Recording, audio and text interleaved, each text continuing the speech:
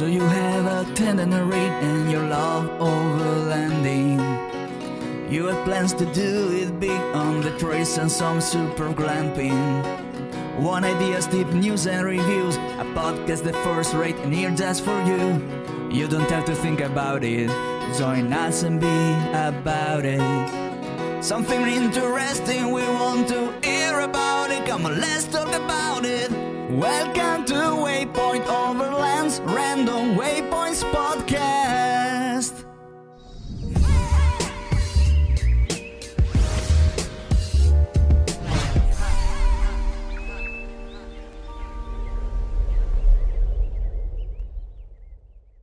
Sponsored by Midland, communication for every adventure, the industry leader in radio communication technology and innovation for over 50 years. Sponsored by My Medic. Sponsored by Tembo Tusk. Sponsored by Shower Pouch. Sponsored by DeMoss Collective, mission built and made for mobility. Sponsored by Brew Trek. Sponsored by Hard Impact Designs. Always remember, the opinion you follow should be your own. Just consider the things stated here to be a second opinion from a complete stranger online. What's happening is Sir William, and we're live from the Mountain Expo West, or Expo Mountain West, whichever one you want to call it, here in Loveland, Colorado. We're on Waypoint Overland TV, and today we're just talking about my story. Hey guys, we've got a special guest today. Mike and I have Sir William Goals on the show. You've probably already know who Sir William is. He's big time on the social media. He's got a YouTube channel. He's got an Instagram channel. But best of all, he's a true blue overlander. You can see him at all the events, or you can catch him on the trail. He just got back from a great trip in Baja, and now we're going to find out where he is now. Welcome to the show, Will. What's happening? So where are you, Will? You make me feel special with that introduction, man. You know, I call myself a semi-famous YouTuber, but yeah, you make me feel special. But yeah, you can definitely usually find me out at the shows. But more importantly, I don't know of too many other overlanders that get tagged on social media from the trail. And what I mean by that is people pass me on the trail and then they tag me when they see me, and I just don't see that around everywhere. So yeah, I'm glad you mentioned that. Find me out on the trail. Because that's what you do. I mean, at the bottom line is here, this guy actually does what a lot of people set their vehicles up to do, but then go to the grocery store. And on this show, we constantly reiterate to people that you don't need $500,000 worth of gear on your vehicle before you start this. I've been watching you for years. I remember what first pulled me into you was you were doing the Transit American Trail, and your vehicle was basically a bone stock Toyota 4Runner at that point. And to this point today, you've upgraded, sure enough, but versus other vehicles, you're pretty stock and you've gone everywhere. Yeah, man, I started back in 2016. I bought a brand new Toyota 4Runner Trail Edition back in 2015. I bought it in November, brand new. And before it had 5,000 miles on it, it was taking a off-road trip from North Carolina to Oregon on the TRANSAMERICA Trail. On that trip, the only thing that I changed on the 4Runner was I put a pair of Ditto Grappler all-terrain tires on there. And then I would like to say that I packed an air mattress because I thought it was an air mattress, but it comes to find out what it was actually a pool float. My mother-in-law said that it was an air mattress. And, in the South, sometimes we have some redneck engineering, and that was one of those times that she had said it was a mattress, and to come to find out with some subscribers later on, it was just a pool float. So, yeah, I packed a Plano box with some pool float, or with that pool float, and then let's see, what else did I? Oh, I had a $40 Coleman green stove, and yeah, man, just set out. I had never been camping before, So the very first time I ever went camping, legitimately camping, was outside of Waterloo, Alabama. I had set up the tent for the very first time in tent camp right there on Lake Waterloo, I believe is what that little lake's called. And that was probably a week into the trip there. So most of the time was spent just kind of sleeping in the back. From there, I did another Transamerica Trail the year after completing it the first time. I left in April of 2016. It was 90 degrees in Columbia, South Carolina when I left. I didn't even pack a jacket or a sweater or anything. And then I got out to Colorado and realized it was not summertime everywhere in the United States. So I found out real quick that, other places have seasons that go further into the year than South Carolina does. And so I had to buy a jacket in Colorado. And then the second year, whenever I went in 2017, I actually brought my partner with me. She came with me. And she was a trooper, man, the whole time. But, doing that, I fell in love with the whole nomadic kind of idea and lifestyle. And from then on in 2017, I started working towards, doing this full time. And now I've been full time on the road since 2020. And like you said, it's for the most part, up until last year, my Forerunner has been pretty much bone stock with the exception of getting those tires put on. In 2017, I took out the rear seats, put in a platform, and added a fridge. And then from then on, I went and I've done hundreds of thousands of miles with, I'd say, a large portion of them being off-road all around the United States, from East Coast to West Coast, doing various different BDRs and adventure routes and different overlanding trips and trails and treks. And like I said, up until last year, man, when I finally reached over 180,000 miles of hard miles on this thing, I had to start upgrading stuff. So now here we are. We got upgraded suspension, which is just a moderate suspension. And through my time doing this, I've gained some partners along the way. And one of the things that I always tell each and every one of my partners is my main thing that I try to drive home to all the people that watch and follow the adventures is you don't need all the extra gadgets and gizmos. So if it's not something I truly believe in, then I don't even want to put it on the truck. So that being said, I've got a very modest suspension set up. It's just a simple 2-3 inch lift, something that the average guy can go and put on his vehicle and get a little bit more performance. I'm not out here running 37-inch tires with body mount chops and gears and all this stuff. I'm running regular gears with a slightly bigger tire, a 33-inch tire. A roof rack. I got a regular roof rack from Rhino Rack that holds kind of the necessities, primarily just my recovery equipment up on top. And I have grown bougie over the years now and upgraded here and there, primarily just because I'm now full time. I live in this thing, so it's got to be a little bit more set up. And but aside from the awnings and just a few little simple things, it's still pretty basic. And that's the one key takeaway that I get whenever I meet people and they just look at my rig and they're like, "Man, you do this with such minimal things." I hope everybody's listening out there, because Phil and I talk about this all the time.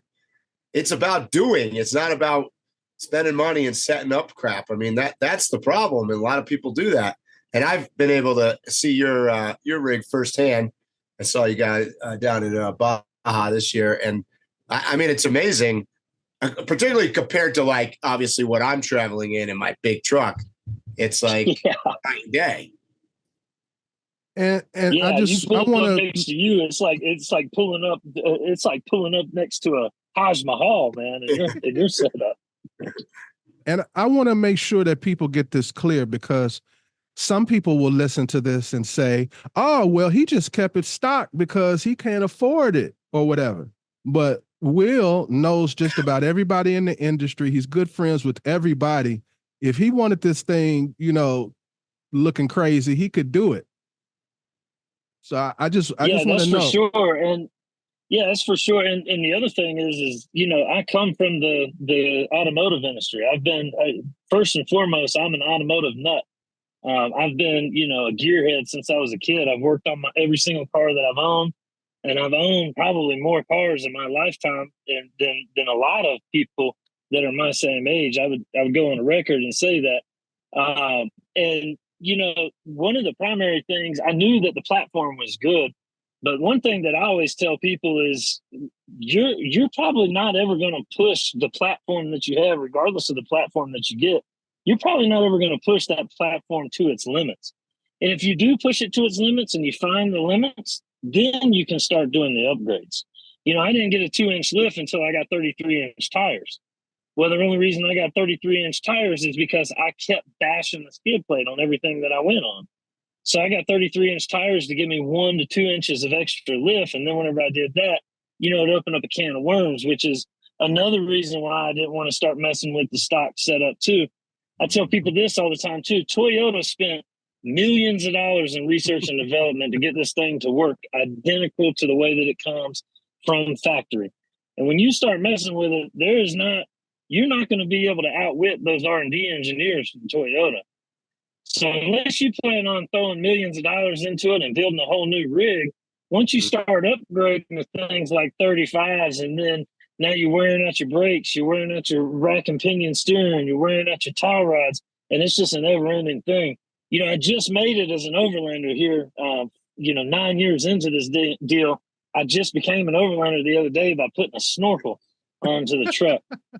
And this is something that I've been fighting against my entire time off-roading. Is I never wanted a snorkel. I hate the way they look. But the fact of the matter is my inner fenders have been torn out now from the bigger tires and from basically being the bump stop. And, Toyota designed this thing for a full bumper and full inner fenders. Well, I tore off the front bumper last year and had to get an aftermarket bumper. Now, if I go through any kind of water, the air intake is so exposed that I run a risk of damaging the engine. And then the other thing is because of all the dust out here in the West, it's just right there being exposed to all this. So that's just a prime example of one thing leads to another. And now I got a damn hole in the side with a dorkle hanging up the top, I don't know. I thought it looked pretty good when I saw you do it, but it's growing on me, which is good because there's no going back. So, Will, people are going to want to know these things. So tell us, where were you born and raised? So I've been basically, a nomad prior to it being cool. I was born in Winter Haven, Florida. I grew up in Florida and then moved out to Texas. From Texas, I moved out to South Carolina. So I've been moving ever since I was a kid. I've never spent more than about a year and a half in the same school whenever I went to school. So it's just something that, it kind of came natural now that I'm moving full time, Were you, during this time when you were younger, did you grow up in an environment where you were traveling or off-roading, overlanding, anything like that? No, actually I didn't. So like I said, the first time I'd ever went camping was on that TRANSAMERICA trail trip. It's funny because, I used to tell people whenever, I had the full, I worked as a new car sales director at a Toyota dealership, was my last grown-up job, if you will. And, I used to tell people all the time it was crazy to me that I had never been camping or anything like that, but I had this overwhelming desire to hop in my truck and drive out into the middle of nowhere and camp along the way, but it was just something that, kind of came about. So I grew up racing cars. In Texas, I raced legend cars. I don't know if you're familiar with what those are, but they're basically little short track cars. And so, like I said, I've always been a gearhead. Always loved watching Baja trucks and different things like that.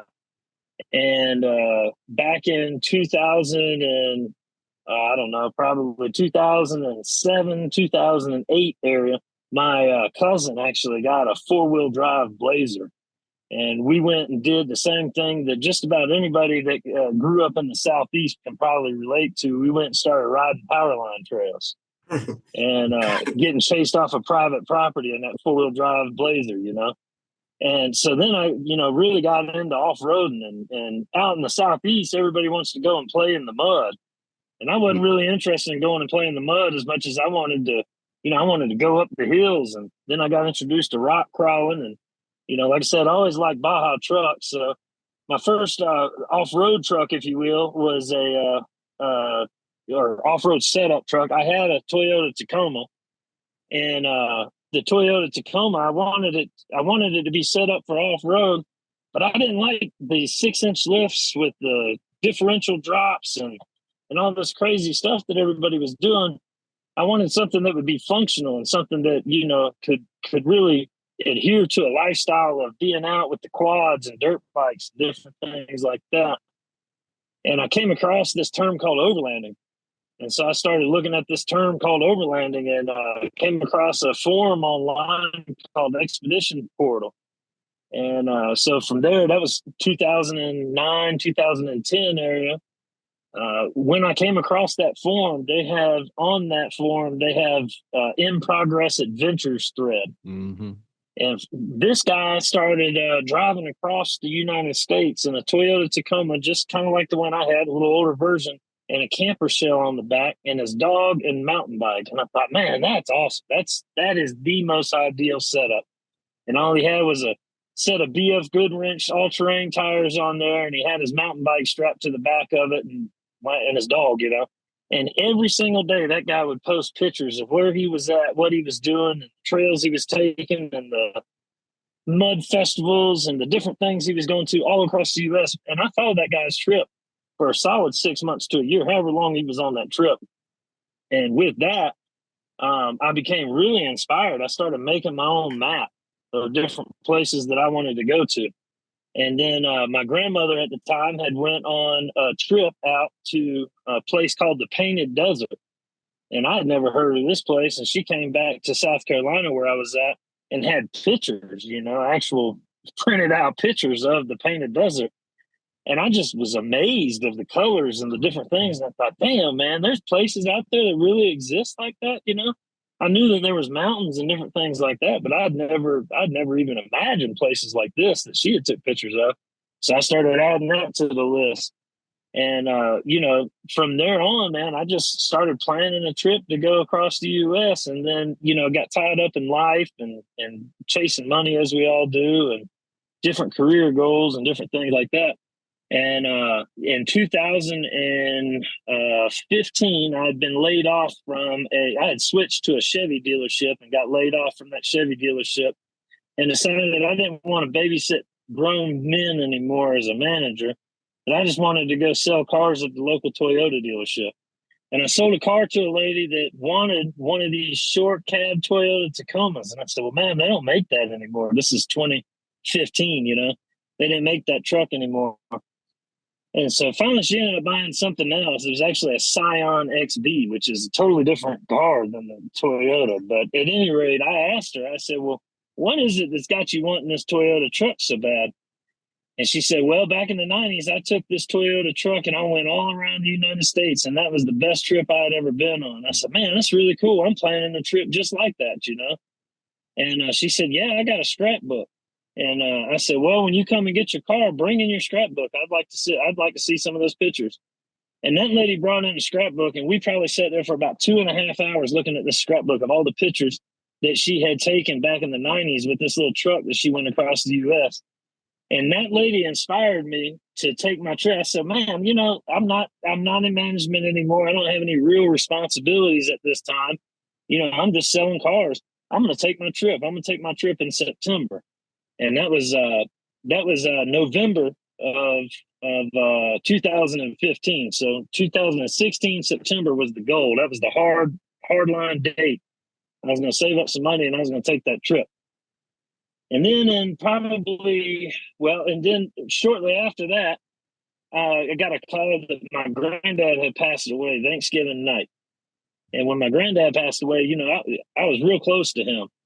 And when he passed away, it just kind of started hitting home that, man, like, this ain't forever, man. This, we don't just have all the time that we think that we do.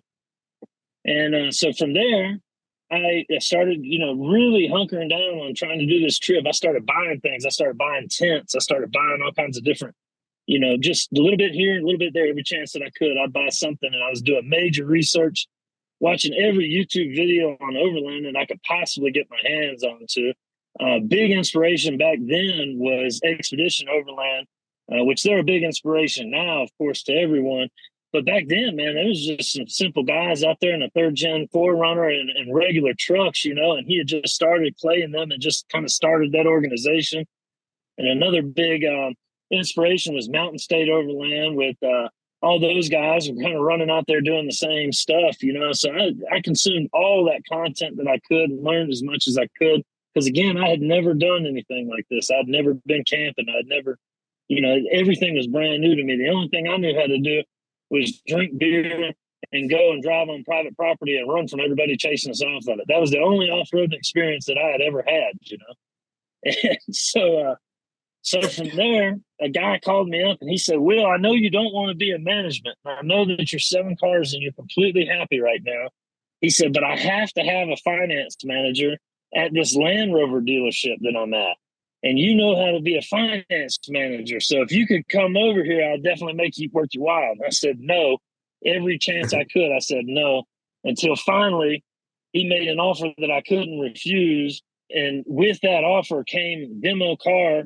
And the demo car was a Jaguar F-Type S, which is a supercharged 2-door aluminum coupe with a 5-liter V8. And like I said, it was supercharged. And so that was one of the perks. And come to find out, Jaguars and Land Rovers don't have that the stigma they do for nothing. I broke down in that car more than I broke down. The old adage is you got to buy 2 Jaguars or 2 Land Rovers. That way, when one's in the shop, you can drive the other one. You know? But at any rate, if you're during lucky, that time, 2 is not always if enough. You're lucky, yeah. So during that time, Land Rover's obviously got a really big off-road heritage and different things like that, and specifically in the overlanding world. And they did a special with Jay Leno's Garage where they went on the Transamerica Trail. And I said, well, damn, if they can take a Land Rover on the Transamerica Trail, I know a Toyota 4Runner would be able to do it. And at the time, I had actually had a Toyota Tundra that I had set up because I was going to take this trip. I had set this Toyota Tundra up through SDHQ out west. I called them up and I said, I want to do 90 miles an hour in the desert. And that's what I want to do with this Tundra. So they set this Tundra up for me with a full stage 5 or 6, whatever icon suspension set and 34-inch tires and wheels. And man, this thing was nice. But, you know, the damn thing only got about 8-9 miles to the gallon after it was all set up. And I said, shit, there ain't no way I'm going to be able to take this thing across the country and back and be able to afford it, you know. And then I saw that Transamerica Trail and I said, well, damn, that's perfect. That's how I want to do the trip whenever I do it in September. So again, I'm planning. And this was 2016 early now. And then St. Patrick's Day came around, and what is that? March, right? Yeah, March 17th, I believe, is St. Patrick's Day. And March 17th, St. Patrick's Day, I decided that I was going to go have too much to drink and hop on a motorcycle and drive down a damn trail, not a trail, but a road that I had been driving my entire teenage years and growing up, you know. And I've been driving this thing like a race car. Because this road was very much like a video game. Well, this particular night, a newly installed traffic circle caught me off guard as I was doing probably, I don't know, a good bit over the speed limit. The last I looked at the speedometer, I think I had already slowed down to slam on the brakes, and I was doing somewhere around 65, 75 miles an hour when I ran straight through the traffic circle there with the motorcycle. And had I not been wearing all the protective gear that I was wearing that night, then I would have died in that crash.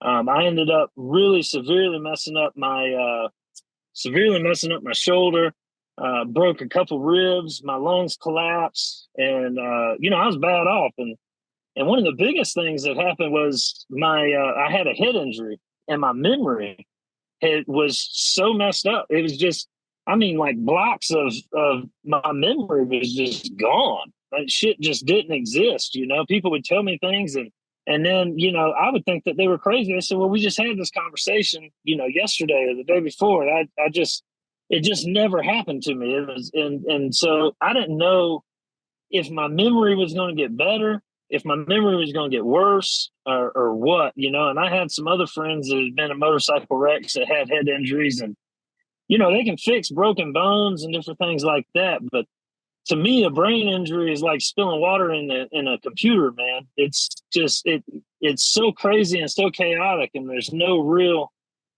fix to it, man. And so that kind of scared me. And the other thing that motorcycle crash did for me is it really drove home the fact that, we're not here forever, man. This is not promised. Tomorrow is not promised. You don't know what's going to happen.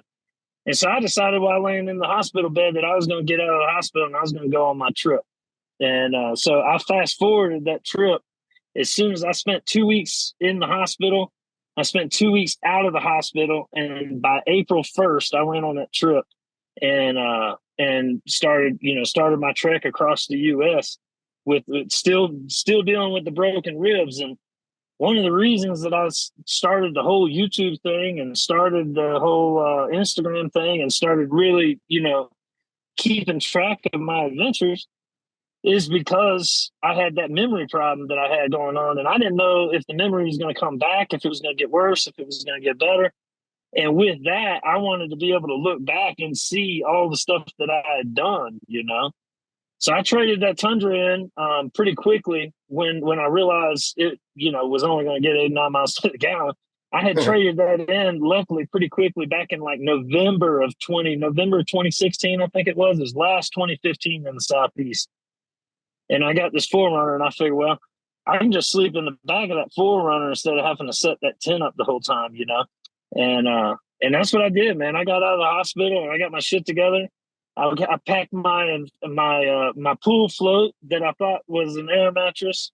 I packed that Coleman green stove, and for whatever reason, I bought a pack of 100 AA batteries. I remember that was one of the things that I'd packed, and the only reason I did that is because I had this little Garmin E-Track that I had downloaded the Transamerica Trail to.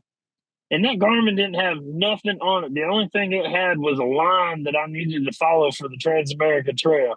And I thought, well, as long as I got these batteries and I got that line to follow, then I'll be good to go, And so that's what I did, man. I followed that little E-Track, and I figured, if I need anything along the way, in my mind, a Walmart's within 30 minutes, no matter where you're at. Now, I quickly found out that's only in the Southeast, because once you pass the Mississippi River, shit gets desolate real fast. But for the most part, I never needed any more than what I brought with me. And, and that was kind of the start of, what I'm doing now, so to speak, is just that Transamerica Trail. I remember specifically riding through Monument Valley in where is that, Utah? I guess it's right there in Utah, the kind of the Four Corners area there. It's not Monument Valley. Which one? One of them's Indian and one of them's American. Valley of the Gods is Indian, right? Valley of the Gods, yeah. Okay. Well, anyway, I was in that area. There's a loop. There's a dirt road that goes around the Seven Sailors and all that good stuff. And I was pulling off of that dirt road, and I was talking to Christy, my partner. We talk twice a day. And I was talking to her, and I remember seeing a 4x4 sportsmobile with the pop-up. The guy had one of those vans with the pop-up roof, and it was 4x4, and he had a dirt bike on the back. And I remember telling her, I said, I could just live out here. There's no reason for me to come back. I could get one of these vans or something like that. And I'll be honest, I would be perfectly happy. And she thought I was crazy as hell. And that was in 2016. And little did she know, 4 years later, that's exactly what I was going to do. I was going to go full time, living on the road. And here we are now, still doing the same thing and still loving it, man. So that is an absolute fascinating story. That's hilarious. So what's next? I mean, I know I heard you on social media talking about Christy coming out west maybe for a couple months. And what's the Will future look like? Yeah. So one thing that you'll know real quick about me is I don't make many plans, and the reason is because I really enjoy being flying by the seat of my pants. And I found that a lot of times when you have plans, they kind of get in the way of other opportunities that may come about. With no plans right now, if somebody's got an opportunity for me to do something, I can hop on that opportunity and I can be there. So I keep real loose plans. But right now, what I'm working on is I've done Transamerica Trail twice. I've done from east to west off road. Well, now I'm trying to do from border to border off road. So I'm in the process right now. I started down in Bisbee. Mike, you didn't go to Bisbee this year, did you? No, well, I did, but not for the event. I went earlier in the year. Not for that event. Okay. So there's an event down there in Bisbee. There's a couple of events. There's like 4 events in 1 week down in Bisbee. So while I was down there, I decided that, I was that close to the Mexican border. I might as well go from border to border on the BDRs. It's something I tried to do last year and didn't get a chance to do. So right now is actually a really good time of year to do that, weather-wise. That is one thing that I've found out in my travels is really figuring out kind of the weather patterns of out here is really the most important thing that you can do. And I've done pretty good at following the thermometer, so to speak. So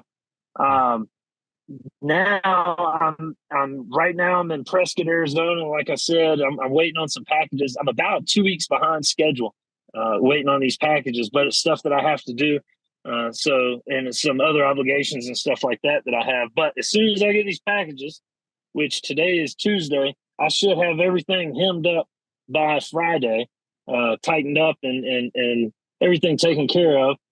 The next plan from here is I'll be camping on the north rim of the Grand Canyon this week with some friends of mine out here. And then from there, I'll hop back onto the BDR and I will go up to the border of Arizona and Utah. And I've already done the Utah BDR and I've done the Colorado BDR, but I've not done the Nevada BDR. So I'm actually going to go over to Nevada, go up the Nevada BDR. And I've also not done the Idaho BDR. And Idaho to me is a very pretty state. And it's one of the states that a lot of people sleep on. A lot of people don't understand how pretty Idaho is. So I think the Idaho BDR in June, July would be a perfect time to not have to worry about any snow, because that's normally what you have to worry about up there. And I think it'd be real pretty. I might be able to do some hot springs and different things like that. So I plan on being up at the Canadian border at least by July to July 15 range, traveling on that BDR. And then from there, go back down, and I'll probably travel down through Montana and through the Colorado BDR to make my way south. And I have to be at the expo there in late August. From there, in late August, September, that's in Colorado. And then from there, the end of August, 1st of September, Christy she's going to come out and join me. So in 2020, she joined me for about a year and a half. We had a 21-foot travel trailer that we pulled with a 2016 Tundra, and that was her truck. And then, we took Apple, my 4Runner, with us. And the idea with that was to set this thing up in kind of a base camp type situation. And then we would do trips in the 4Runner. And we did that for about a year and a half and had great time doing it. Saw some absolutely phenomenal places. Of course, it came with its challenges. Much of those challenges were due to the poor manufacturing quality of those RVs. But then from there, she decided that she didn't want to travel anymore. One of the pains for her wasn't really too much of a pain because I kind of took care of most of it. Was she works a regular 9 to 5 and she has to have internet, strong, sturdy internet, no matter what, from 9 to 5 Eastern time, Monday through Friday. And it's, that's a non-negotiable. That's one thing she has to have. And back then, they didn't have STARLINK and different things like that. So sometimes that could be a little tough. And then we had some different trials and tribulations with weather and wind and different things like that. And the cell phone signal being kind of, spotty here and there. So it really kind of stressed her out. So she decided that she was going to stay back out east. I continued on and just Apple. Since then, that the plan was that we were going to get back out on the road again sometime in that travel trailer. Well, unfortunately, that travel trailer, again, due to the poor manufacturing quality of those things, it had a faulty slide controller in it. And that faulty slide controller actually caught that travel trailer on fire and burned it up. And I always tell everybody, says, man, that sucks, because that essentially left us homeless, all my stuff was still in there. She was living with her mom, so none of her stuff was in there, but all my stuff was still in there. So she didn't lose nothing, but I lost everything anything that I still had, was lost when that thing went up. So it was not a good situation. But at the same time, I always tell people that was the worst thing that ever happened to us was that thing burning up. And when it happened, it couldn't have been more ideal, because had that had happened while we were out on the road, our dog would have been in it. We would have been out in the middle of nowhere. So the way things happen and the way the universe kind of rolls you into different situations that you get put in, it just is what it is. So from there, we decided that she wanted to start kind of working towards getting back out on the road again. Probably, I'd say late last year, early this year. And we were trying to find different ways to do that. And so one way that we had explored was pulling a cargo trailer, getting a cargo trailer and building it back up. And we decided that wasn't really what we wanted to do. We don't like traveling around and pulling a trailer. I really like the idea of a box truck, but a box truck, as you know, Mike, that comes with its whole different set of things that you got to worry about with a box truck. And then, of course, you still got to build it out, which that's going to be 6 months of me sitting somewhere and having to deal with that process. So I didn't want that. The other option there was from a van. Well, the only way that I really want a van is if it's a 4-wheel drive van. And the only two options that I would consider van-wise is either a Sprinter or an express van that's 4-wheel drive. And, those are both very expensive vehicles. And they're kind of hard to find in good shape, and then again, you have to build it out, which is a whole nother expense and time and different things like that. So we still had this 2016 Tundra, and we decided that we're not going to get another trailer. So we got rid of that 2016 Tundra, and she actually found a 2008 or 2007 4Runner. We know the 4Runner is tried and true because I've got one. And that body style is a little different, but the chassis and all that's still the same. And that one actually has a V8 engine in it, which if there's one thing that I can say this 4Runner lacks is power. And, Phil, you've got the GX460, right? Yes, sir. Yeah, so the GX460's got that same motor that 4Runner, I believe, has in it. And so we got that. Yeah, so it's got plenty of power. So we got that. And then, she's a little bit bougier now, and I don't knock anybody because living in the back of a 4Runner that's a tough situation, man. It seems real nice and fun, but let me tell you, I've had a sore elbow for the past 3 weeks just from knocking my damn elbow and shit back here in the 4Runner. And I swear I got to move. If I want one thing, I got to move everything in the entire truck. And if you spend any amount of time with me, Mike, I think you got to see a little bit of this down in Baja. If you spend any amount of time with me camping anywhere, which normally about the length of time I stay is about 4 or 5 days is the max. But sometime during that time, you're probably going to see me pull all the shit out the 4Runner and rearrange. And that's just what I got to do in order to live in this thing. So it's not for everybody. I get it. So we got that. And in hopes that whatever we do get, we would have that 4Runner out on the East Coast, and we'd have this 4Runner out on the West Coast. And that was kind of the idea, having the two 4Runners, because it's easier and cheaper to just fly across country whenever you want to go across country. And we still have family and stuff out east. So that was the idea behind that 4Runner. Then we still trying to look for another rig that she could get out in. And I came up with the idea. I said, well, what about one of these truck bed campers? Get a full-size truck. And that's kind of the best of both worlds. We can get another Toyota Tundra so we can still have the reliability that we want. And we can get one of these truck bed campers. So I reached out to, I've got some friends over at Four Wheel Pop-Up Campers, and I got into one of they've got a Tundra actually with a 4-wheel pop-up camper on it, and I asked them to let me borrow it for about a week, and they did, thankfully. And I just want to say, if they're listening, I do apologize for all the scratches and stuff that I put onto the truck, and that little piece on the bumper there. If you know, I did offer to replace that piece on the bumper. That offer has since expired, but I do want to say I'm sorry for that. But at any rate, you used it. You got to test it. Hey. Well, you know, in my defense, first of all, Apple doesn't have a rear bumper. You know, so I'm not used to watching. And that Tundra's a little bit longer.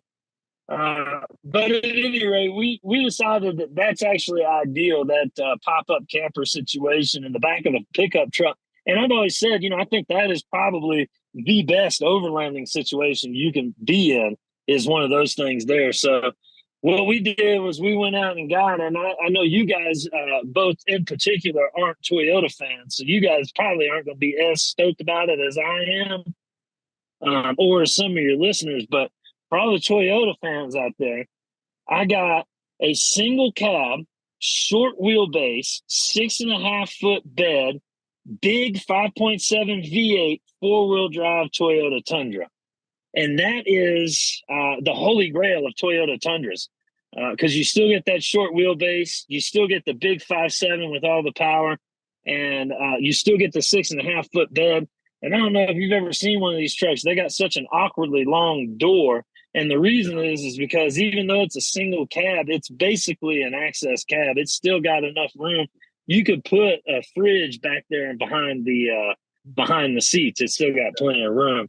So we got that, and we're now planning on putting some sort of a camper in the back of that thing, and having her come out, and we're going to set it up. You know, that's going to be Christy's house. That's going to be where she lives, where she works, different things like that. And I'm just going to come and spend the night with her whenever I'm around, you know, and I'll still have the 4Runner, and I can still go out and do my thing. And you know, I tell anybody and everybody that wants to explore getting out on the road with a couple, I think the 2 rigs is the way to go, man.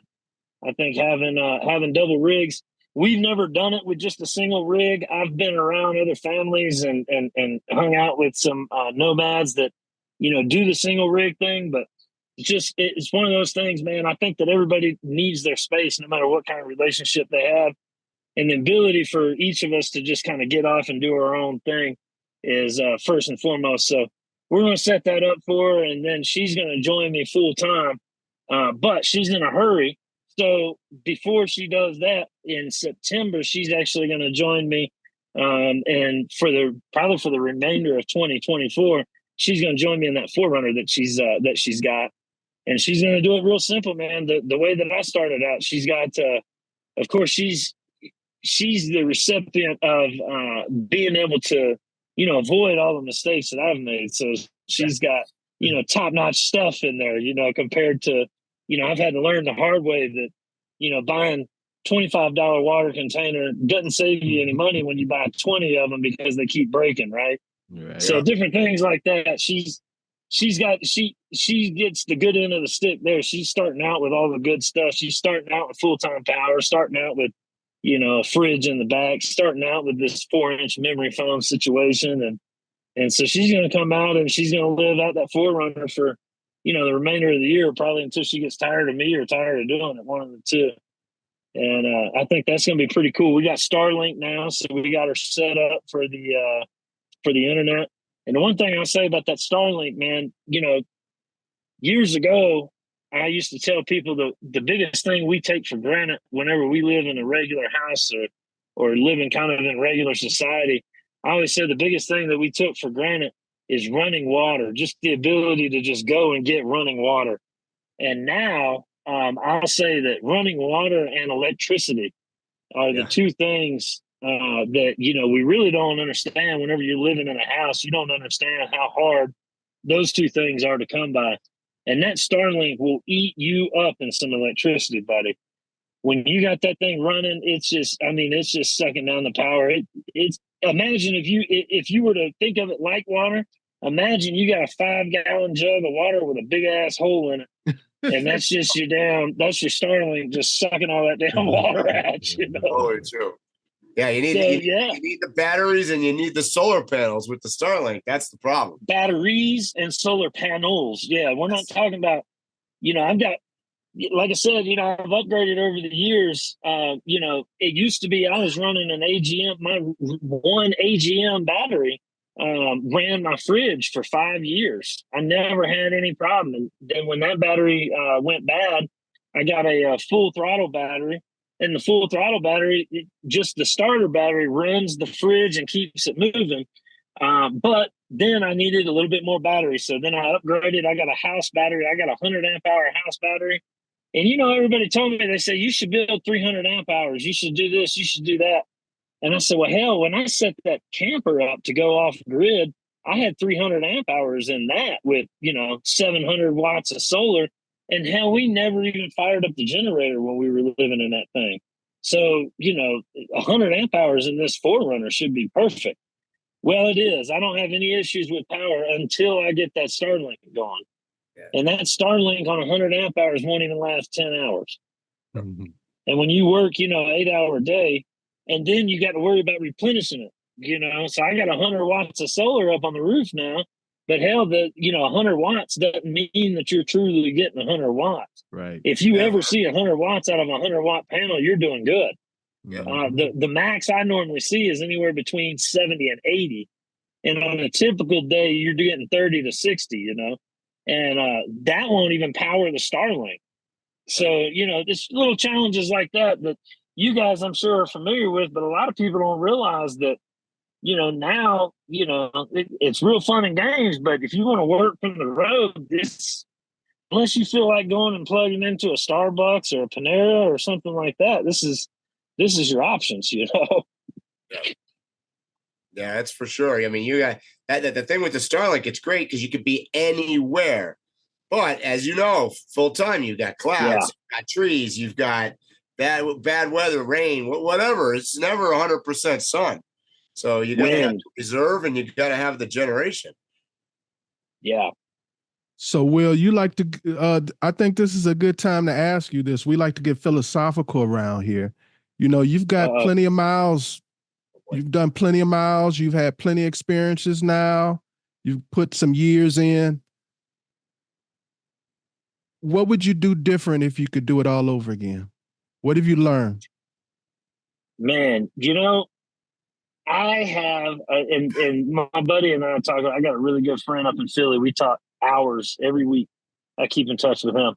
And he always thinks this is crazy when I tell him I have 100% zero regrets in my life. I would not change anything that I've done throughout the years. Has it all been good? No. Has it all been bad? Absolutely not. But that said, every single thing that I've done, every situation that I've been in, whether good or bad, I've learned from. I've taken the experience and maximized it. And, and so with that, I wouldn't change anything that I've done. Now, as far as things that I've learned, man, we could sit here and we could have a whole podcast on the different shit that I've learned. One of the key takeaways, and I think, Phil, you and I have had this discussion before. One of the key takeaways I found is I think there's a finite number of people in the world. I don't know the number of people that it is, but everywhere you go, it's the same people doing the same thing with the same stories. They just have different faces and names. So the personalities are pretty much, there's a finite number of personalities.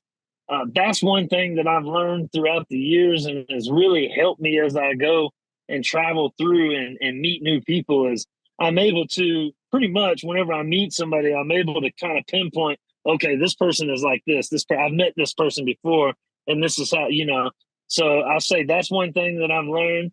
Another key takeaway I've learned is there are far less assholes out there in the world than everybody will have you believe. For instance, going down to Baja, Mike, you pretty much live in Baja half the year every year. I was scared myself from going down into Baja just because of all the different things that I heard. And then, of course, you tell anybody you're going to spend any length of time down in Baja, and they automatically, start looking for life insurance for you because they just think that it's terrible. And it's the same way as you travel around, too. People are always concerned about other people and, the assholes in the world. And, man, they're just not out there. Are they out there? They're out there, I guess. But you got to look for them.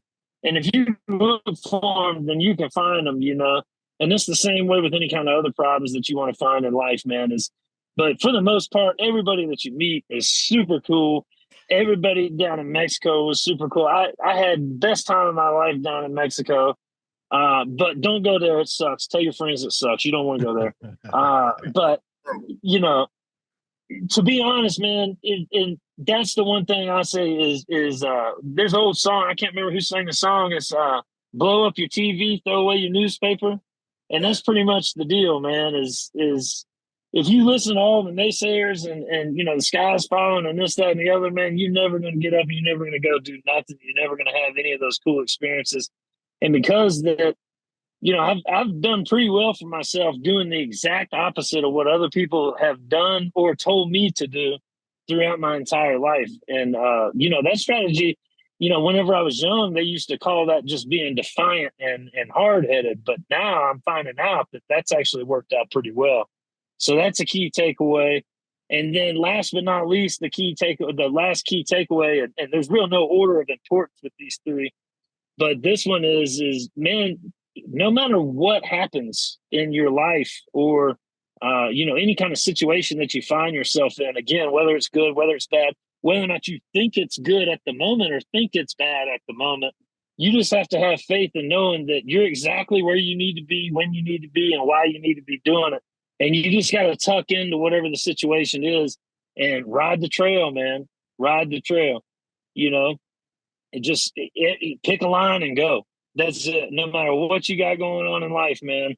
And, one thing that I found out is different experiences and different things that have happened in the past that I thought were just devastating occurrences right then and there end up being really, beneficial in the end. And it goes back to the old, the Chinese farmer story. I don't know if you guys know that or not, but that's a philosophy, the Chinese farmer that is very interesting. So I advise everybody to go get real familiar with that story, if not. But that's exactly what it is, man, is no matter what's going on, the world's so complex, man, no matter what's going on, you don't know whether or not it's good fortune or bad fortune. You just got to kind of go with it.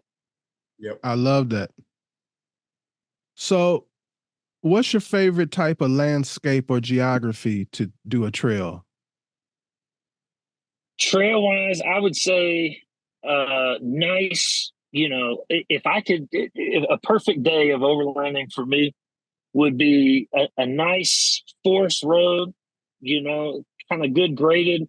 And then I'm going up through some beautiful scenery with a mix of some long, flat straightaways and a little, some winding switchbacks.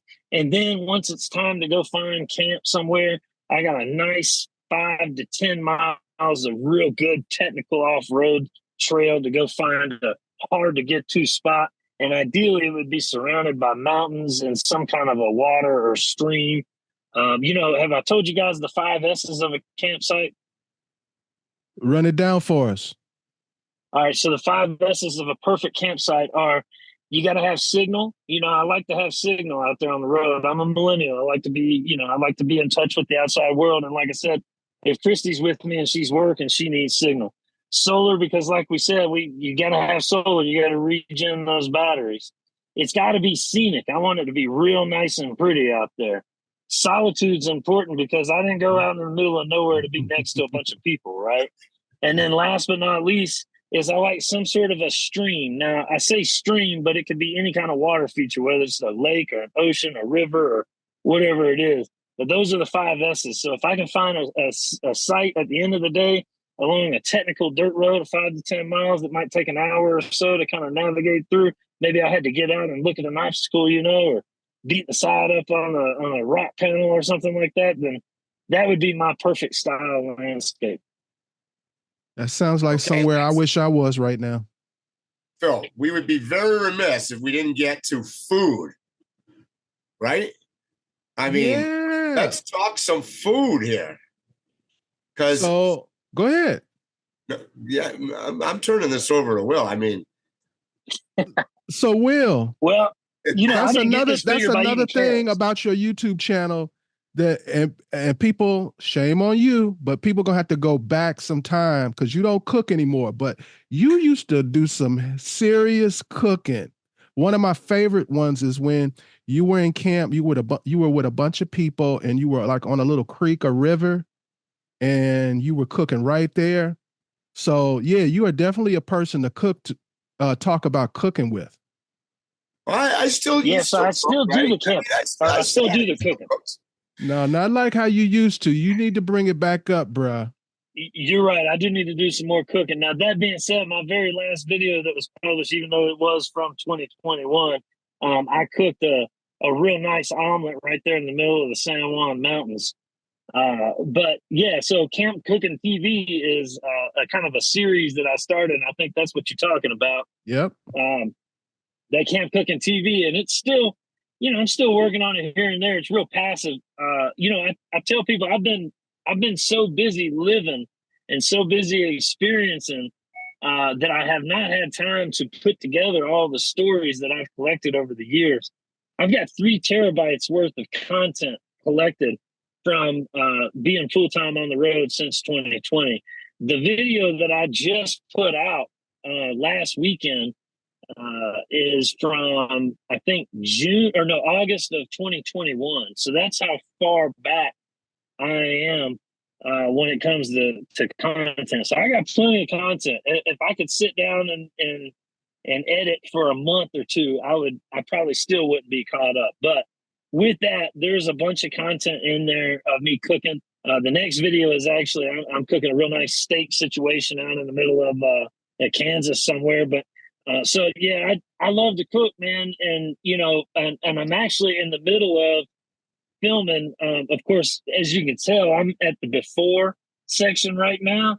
I'm filming a transformation video where I start eating healthy and start really diving into, not necessarily losing weight, but I've been saying in this video that I'm filming, it's going to be more of a documentary, like think of a transformation style documentary. I'm not filming the documentary or the transformation video in order to show you my weight loss, my weight loss transformation. What I'm doing is showing you my journey with exploring the food that's around us, eating healthier, making healthier choices. And by way of doing that, the weight loss is going to be a byproduct, right? I already know that that's going to happen just as a result of doing all this other stuff that I'm doing for this. So with that, I'm doing a lot more cooking. One of the things that I kind of started to swear off is going out and to eat, that's tough to me because there's nothing more that I enjoy. One of the pillars, if you will, of doing what I do in travel is I like to go to the local bar and grill and hang out and drink beer with the locals and play pool with the locals and get their opinions on where the best food is in town and different things like that. And to me, that interaction is so pivotal and just that's one of the key things that I like doing whenever I'm out here on the road. So that's been a little tough for me. So I'm not totally swearing off going out to eat, but at the same time, I am getting back to doing the cooking. I do love to cook. My whole setup here is specifically set up now for me to be able to cook. It's a lot easier for me to be able to cook now. And yeah, man, we throw down. And like I said, I didn't get this figured by eating carrots. So when I cook, man, I cook good, So and I'm a Southern boy, So 2-part question, because you may have a different answer for each one. You're full time, so when you go to the grocery store and then you hit the trail and you go back to camp, what's ideally your first meal to cook? So the way I do is a little bit different. Mike will agree with me here, and I love fries. Fries, grocery store is my favorite grocery store in the nation. And you can only find them out here in Arizona. But one of the things I love about them so much is they have a reduced section, and a lot of grocery stores have that reduced section. So what I do is I'm not one of these people that sit around at a camp for days on end and just hang around camp. I like to get up and move and get mobile and different things like that, go into town and do some trails or whatever the case may be. So 9 times out of 10, I would say what I do is I go inside that Fry's or whatever grocery store and I look at the reduced section, and whatever kind of meat they have at that point in time, that will be the pillar of whatever meal that I'm going to be making. And then from there, I'll go over to produce because, if I don't, then people start, getting mad at me for not eating some kind of greens or something like that. But, as men, I think we can all relate. We're real simple individuals.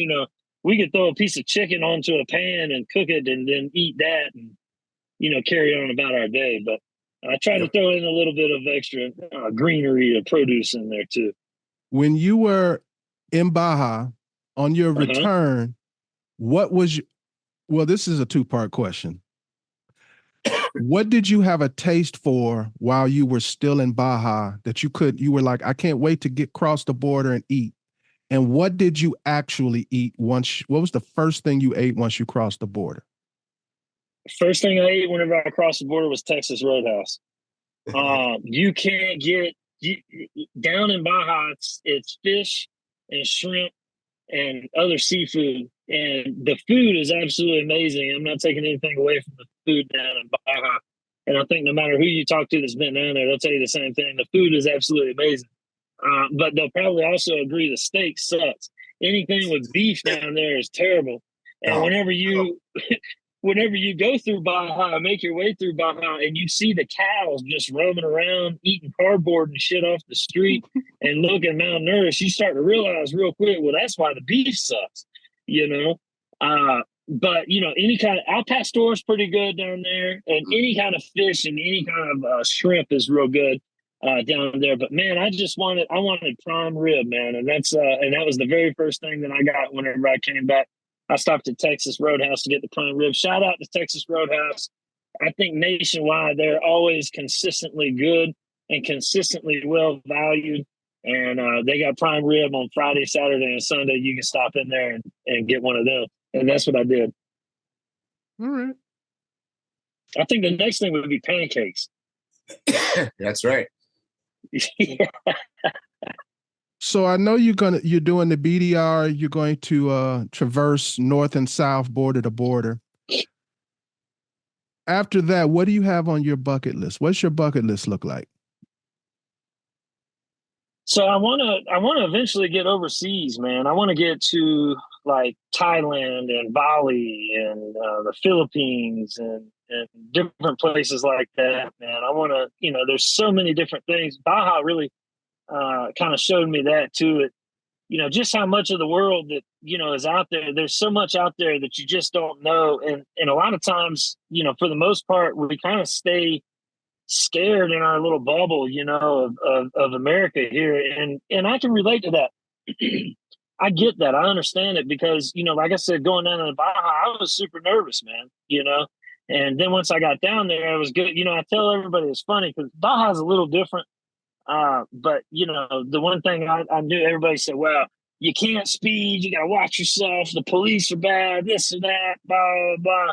And so going down there, I drove all the way down to the tip to Cabo and then up the Pacific side up to Todos Santos and Los Cerritos and different areas like that. And, I did that whole trip doing the speed limit, which for those that don't know is about 45 to 50 miles an hour down Baja. And that makes for long days, buddy. But on my way back, I had been in Baja. I spent 5-6 weeks in Baja. On my way back, I believe I was drinking a beer doing about 90 the whole way there. It's crazy how you get to a place and then, I was so scared and so nervous. And then once you get down there, you realize, okay, well, it's not nearly as bad as what people were telling me it was. Now, granted, going through the city doing 90 is not advised, right? But if you're out in the middle of the country somewhere And I'm talking about 90 kilometers too, by the way. 90 kilometers an hour is only like 60 miles an hour, you know? So you can go and you kind of let loose, and you start to realize that a lot of people have this bad conception or misconception, if you will, of kind of the different things that are around us.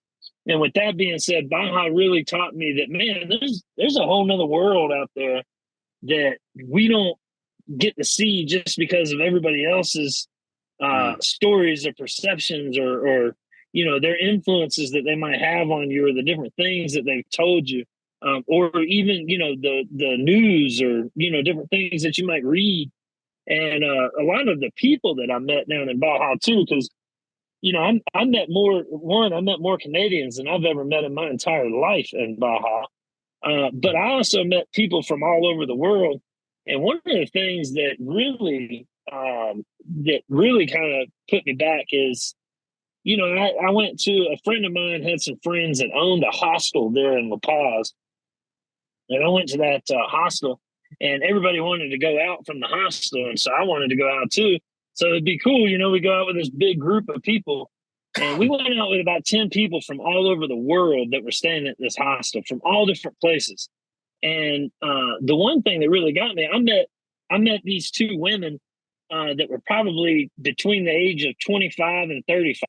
They were still real young. They're probably not even 25, 35. It was probably 25 to 30. And those two women had been to over 30 countries, both of them, already. And they've done it by themselves. And they, you know, and they're staying at a hostel. And they just got, there's no preconceived notions about these places that they're going and visiting. They're literally just going and visiting these places and finding out for themselves. And, you know, I've always been a big proponent of that anyway in America. But for whatever reason, I kind of found myself, you know, kind of tied into America. And then once I got into Baja, I really realized, like, oh, wow, there's a whole nother world out here, man. So, yeah, so now I'm trying to go, you know, across over the seas and into different countries. And I just got my passport last year. I'd never had my passport before. I'd never been out the country until I went down to Baja. And now that I have, it's just kind of opened up a whole nother world to me. I love it. So was there anything that I should have asked you that I didn't know to ask you? No, I don't think so, man. All right. Mike, do you have anything you want to ask or say? Well, let's see. We covered food and beer and travel and camping. It was good. Getting out and doing it. And you know, and he's a great example of showing people that it's not about the vehicle. It's not about the, you know, all the gear that you can strap on the side of it. It's about doing it. So I'm sorry, go ahead. We covered it. Okay. So then I can go to this, what I wanted to ask you guys about. Did you hear about the bull attack on the lady in Mexico in Cabo San Lucas? Yeah. Oh yeah, that sounds awesome. I actually had a friend of mine was there when it happened on that beach. It's down in between San Jose and Cabo, and you pull off there. You could actually camp down there, and a lot of people go. It's right on the tourist corridor. So the woman was there, and there was there's cows on the beach. There are cows freaking everywhere in Baja. Yeah, everywhere. She decides, tourist, right? She decided, I forget what happened. I think it took her bag or something. The bull was rifling through some of her belongings. Yeah, on the ground. Yeah. But here's the thing: it was reported that the belongings did not belong to the woman. So the bull was looking for food, and instead of leaving the bull alone, the woman decided to try to take the bags away from the bull. Yeah, bad idea. On the video, onlookers are warning her of the danger and beg her to move away from the bull before it's too late. And she's kind of like shunning them, like, I got this. And no, the bull is like, no, I got you. Yep. Boom. Oh, yeah. Damn. No, I didn't hear about that, but that's amazing. I wish more stuff like that would happen. Were there any bulls on the beach near you guys? Oh yeah, there's cows and sheep and goats and dogs. My God, there's dogs everywhere. Let me tell you something about the dogs, though. I saw dogs everywhere I went to in Baja, and I will tell you, the dogs in Baja are more well behaved than a lot of people's children. And those dogs don't have any kind of owner. You know, my Christy, she saw one of the videos, and she said, "Oh my God, I would have had to take the dog." I said, "You'd be doing that dog an injustice." I watch dogs walk along. They come from the city, walk out to the beach, and then kind of circle around a little bit, and then just lay down and stare at the ocean. Yep. And then they get up and walk back into the city. They don't ever bark. I was at a bar one time, and I heard a dog barking, and I looked up at the bartender. I said, "Gringo dog," and she said, "How you know?" I said, "Because Mexican dogs don't bark." I said, "It's just gringo dogs that bark. Mexican dogs don't bark. They play in the streets, and they'll play with the people. And the culture is so cool too. Is people don't mess with them. And if they do mess with them, it's like a playful gesture. The same way that you would play with your friend's dog whenever you see it. They'll walk up and kind of play with the dog a little bit, and then they'll just keep moving. The dog will keep it moving, and everybody goes about their business, man. And it's just so crazy to me. The whole, people will feed the dogs outside the restaurant. They'll shoo the dog out. If the dog comes walking into a lot of the restaurants, they might shoo the dog out of the restaurant, but they'll give it a little bowl of food and water and sit it out on the balcony. I got you went through there, La Ribera, this little town that's near me where we go get groceries. One day I'm sitting there and I see a dog coming out of the little tienda grocery store with a bag of dog food in a plastic bag in its mouth and just walking by. And I looked at it and I go, they must have given it to him. Well, I go in there about 2 weeks later, and sure enough, this dog was sneaking into the store through the back door, knew where the dog food bin was, with all the little baggies in it, and would take a baggie a day and take it out and walk out the front door. And everybody was just like, just looked at it, whatever. It was fine. And they're not even greedy like American dogs. See, he's just taking what he needs, man. Exactly, just what it needs. It was hilarious. It was pretty funny, man. And them dogs, like I said, they got the life, man. And they go out there and they just stare at the damn ocean, just hanging out. Yep. Oh, I know what I want to ask you before I let you go, Will. I've been talking about this recently. So what's your strategies about wildlife? Have you had any wildlife encounters on the trail, like a bear, moose, anything?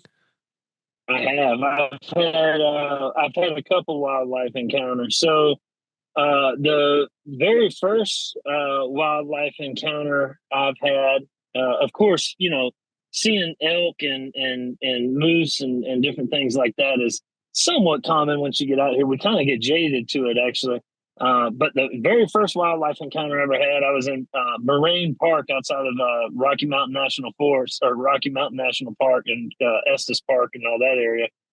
And I was camping, and I'd heard some rustling behind the truck, so I got up and kind of walked over this hill. And as soon as I walked over the hill, I was face to face with a huge elk.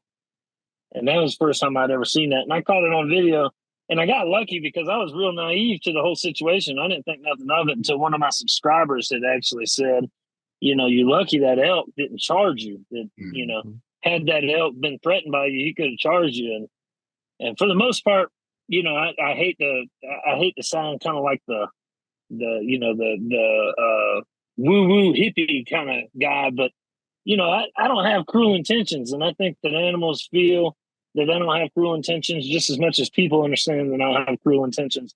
And I feel like that kind of keeps me a little bit safer than just running up. Now, also, I'm not out there trying to take selfies with bison and bulls and shit like that either, Right. So that was the first one. The second one was in Yellowstone National Park. I was actually walking the dog. We were on a trail, and it was back when Pumbaa was alive. He was with me. And Christy was back behind me, along with Kurt and Jen, my friends that travel in a box with their two kids. And they were back behind me for whatever reason. Pumbaa and I were walking up front, and off to the side, a deer was up there, and it just kind of jetted off. And when it jetted off, it spooked the dog. And so he kind of got alerted, and we just kept on walking, and we didn't notice it. but just off of the right of that trail was actually a bison, and that's what had actually spooked the deer. And man, I'll tell you, that was one of the only times that I've been scared of what could happen, because there was no way. It was either we walk past this bison and just try to remain cool, calm, and collective, and hopefully it doesn't, get pissed off that we're there, or we turn around and walk 3 hours back into because this is on the way to the parking lot. You know what I mean? This is where we got to go to get our truck. And man, we got so close to that bison. I remember the one thing I remember was the sound that it made as it was ripping the grass out of the ground there. And it to me, that's what struck me so much, was like the power that thing had to rip the damn grass out of the. Luckily, that bison was cool, and he didn't bother us at all. He was more worried about getting that grass than he was worried about Puma and I walking by. So that was good. Another encounter I had a mountain lion actually steal my trash outside of Monument, Colorado. So the reason I know it was a mountain lion is because the night before I had heard the craziest noise I had ever heard in my life. And I Googled it. And whenever I Googled it, I played, different sounds of different animals. And what it boiled down to, it was a mountain lion that had made this noise.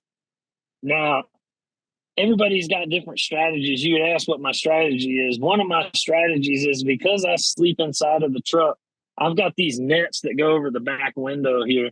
And that's it. That's the only thing that keeps me, from being outside, is just those nets that go over those back windows. And opposed to what some people may tell you, I do not put the trash inside of the truck with me. And the reason is because if some kind of a wildlife wants to get that trash, then I'm more than happy to pick that trash up tomorrow or whenever I get up. I don't want that thing getting in my truck with me, though. Yeah, you don't want a mountain lion in bed. That's right. So I put the trash outside. So before I went to bed, I had the trash sitting outside, and of course I tied it up, and I don't think I put it in a tree. But most of the trash that I had was not really food related as much as it was just a bunch of empty beer cans. And about 3 o'clock in the morning, 4 o'clock in the morning, I heard what sounded to be kind of like footsteps, but they didn't sound like a human. It sounded like an animal just kind of slowly, moving here and there. I literally thought it was a bear. And I said, well, that's a bear. He's coming to get the trash, I said, well, shit, I guess I'll pick it up in the morning. And I just didn't have any. I remember thinking, man, how jaded are you that you're just not even going to worry about the damn bear taking your trash? You're just going to worry about it later. You're not going to try to see the bear, nothing. And I just, because I was worried about sleeping, It was 4 o'clock in the morning. I thought that was a bear that was coming to get my trash. And I heard, it sounded like somebody picked up the bag of beer cans. Yeah. And then I never heard anything else again. And a bear will waller in the food and mess with the food. In Arizona, they have javelinas.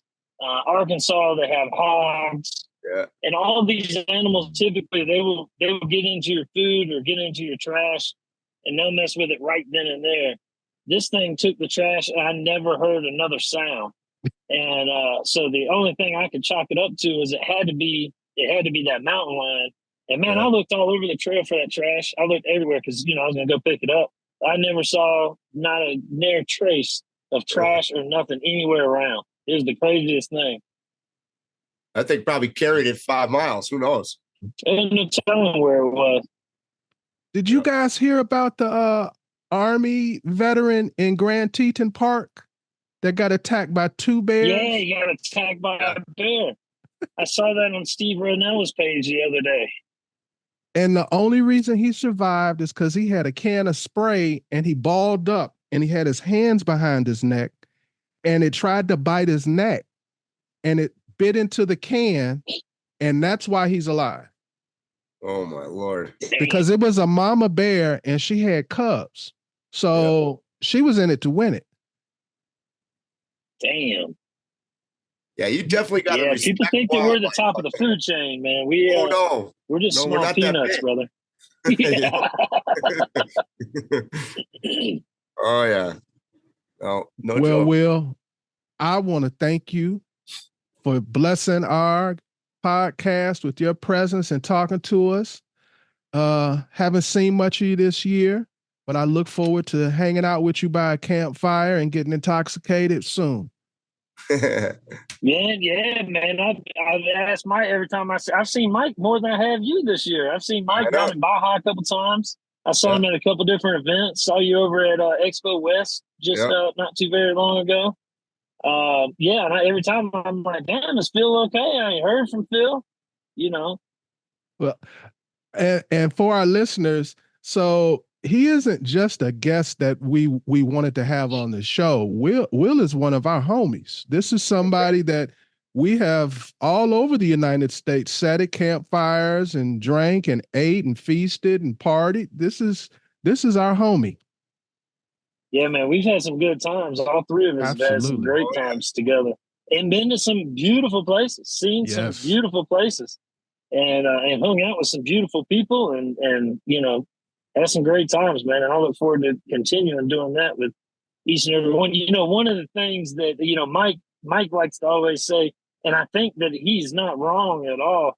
I've got a sixth sense about me that, no matter where I'm at, when somebody's like, I'm hungry, I think I'm about to make something, it's almost like it pings in my head to let me go see what they got going on.